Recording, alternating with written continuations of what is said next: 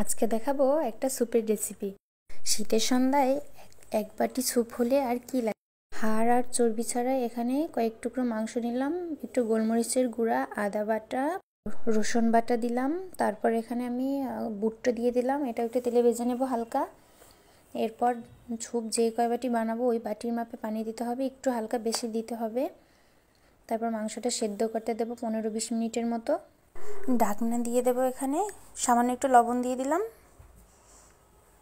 তারপরে ঢাকনা দিয়ে 15-20 মিনিট রেখে দেবো। এদিকে কর্নফ্লাওয়ার নিলাম 2 চা চামচ, এটা রেডি করে রাখতেছি। হালকা একটু পানি দিয়ে এটা মিশিয়ে রেখে দেব।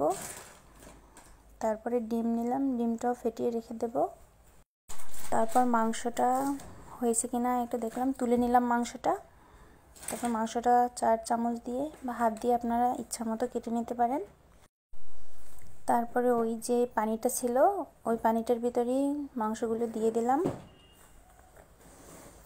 একটু গরম করে নিলাম। তারপরে এখানে সস দিয়ে দেব,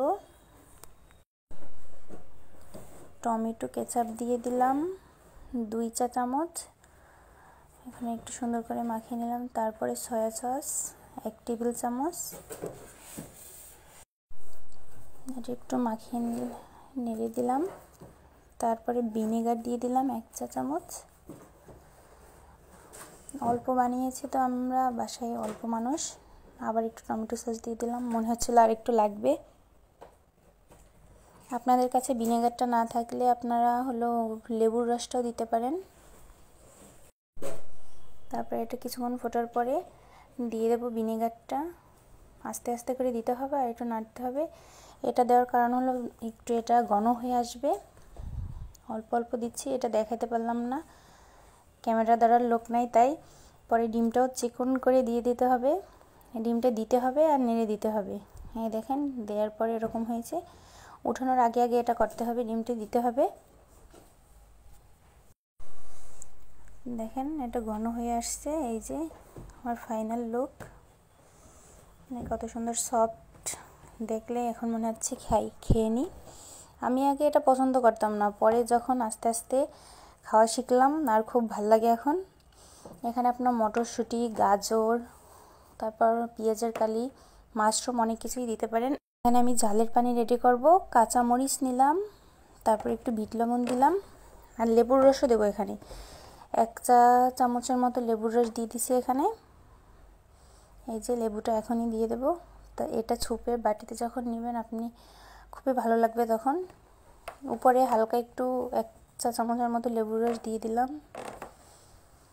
যে যার ইচ্ছা মতো লবণ জাল নিয়ে খেতে পারবে খাওয়ার সময়। আমি কয়েকবারই বানাইছি বাসায়।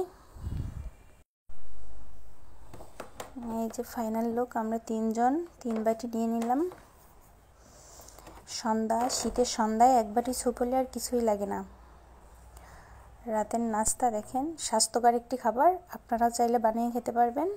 বাসায় ট্রাই করে দেখবেন, কেমন হয়েছে জানাবেন। আর এতক্ষণ পর্যন্ত আমার ভিডিওটা ধৈর্য ধরে দেখার জন্য আপনাদের ধন্যবাদ, অনেক অনেক ধন্যবাদ। আল্লাহ হাফেজ, সবাই ভালো থাকবেন, টাটা, বাই বাই।